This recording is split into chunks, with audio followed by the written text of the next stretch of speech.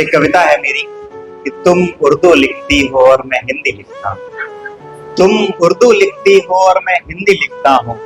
तुम हर हाशिया लिखती हो, मैं बिंदी लिखता हूँ। तुम उर्दू लिखती हो और मैं हिंदी लिखता हूँ। तुम उर्दू लिखती हो और मैं हिंदी लिखता हूँ। तुम हर हाशिया लिखती हो, मैं बिंदी लिखता हूँ। और तुम लिखती हो इश्क मोहब्बत सुर्ख सब्ज और स्याही। तुम लिखती हो इश्क मोहब्बत सुर्ख सब्ज और स्याही। मैं गोकुल का रास कदम कालिंदी लिखता हूँ। तुम उर्दू लिखती हो और मैं हिंदी लिखता हूँ।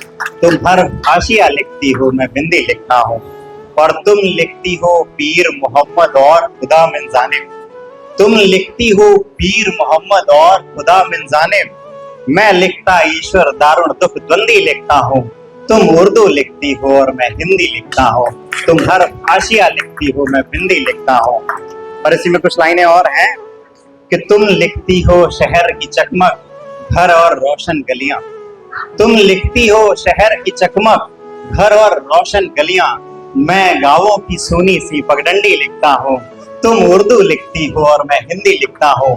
तुम हर हाशिया लिखती हो, मैं बंदी लिखता हूँ। और तुम लिखती हो मंदिर मस्जिद काजी और पुजारी। तुम लिखती हो मंदिर मस्जिद काजी और पुजारी। मैं सड़कों पर उन आंखों की मंडी लिखता हूँ। तुम उर्दू लिखती हो और मैं हिंदी लिखता हूँ। तुम हर हाशिया लिखती हो, मैं बिंदी लिखता हूँ। और तुम लिखती हो लब और जुल्फ। तुम लिखती हो लब और जुल्फ हुस्ने यार रवायत। तुम लिखती हो लब और जुल्फ हुस्ने यार रवायत। मैं मन भीतर उजियारा आनंदी लिखता हूँ। तुम उर्दू लिखती हो और मैं हिंदी लिखता हूँ। तुम हर हाशिया लिखती हो, मैं बिंदी लिखता हूँ। और तुम लिखती हो घर बकरी रोजा ईद नमाजी। तुम लिखती हो घर बकरी रोजा ईद नमाजी। मैं भूख बिलखते बच्चे के घर मंदी लिखता हूँ। तुम उर्दू लिखती हो और मैं हिंदी लिखता हूँ। तुम हर हाशिया लिखती हो, मैं बिंदी लिखता हूँ। और तुम लिखती हो सुन्नत बरकत जन्नत और कयामत।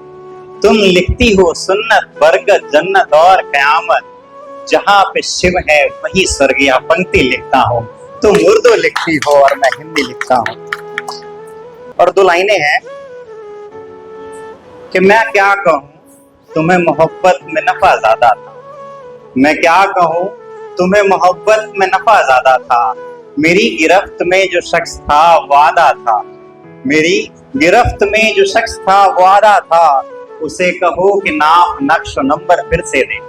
उसे कहो कि नाप नक्श नंबर फिर से दे। उसके 10 नंबरों में एक एक ज्यादा था। उसके 10 नंबरों में एक एक ज्यादा था। और एक कुछ लाइनें हैं ये मैंने लिखी। मैं कोर्ट रूम में बैठा हुआ था एक्चुअली, और एक व्यक्ति थे, उन्हें 10 साल की कैद मामुशक्कत हुई। तो उस पर मैंने 4 लाइनें लिखी, 4 क्या फिर वो धीरे धीरे करके पूरी कविता हो गई। एक पिता था, उसके 2 बच्चे थे और उसकी वाइफ थी। कोर्ट रूम में वैसे ही वो खड़े हुए थे। आज जजमेंट डे था। ये मेरा पर्सनल एक्सपीरियंस था। मैं बैठा था, मैं ही लेके गया था, मेरा ही केस था।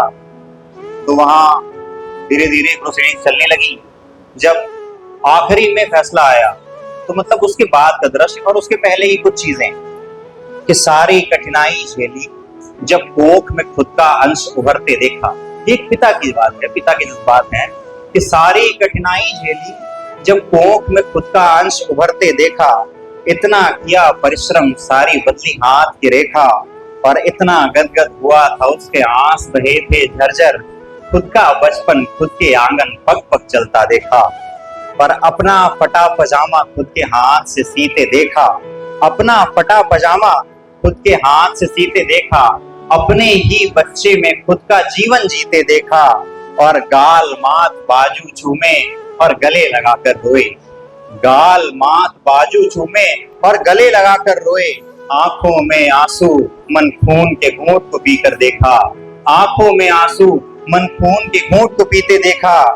और 4 साल बच्चे को छोड़ वो निरपराध अपराधी। 4 साल बच्चे को छोड़ वो निरपराध अपराधी। खुद बीवी बच्चा रोए जब जेल को जाते देखा। ये कोर्ट रूम का वही सीन है कि खुद बीवी बच्चा रोए जब जेल को जाते देखा। और खुद के आंसू पूछे फिर पत्नी के आंसू पूछे।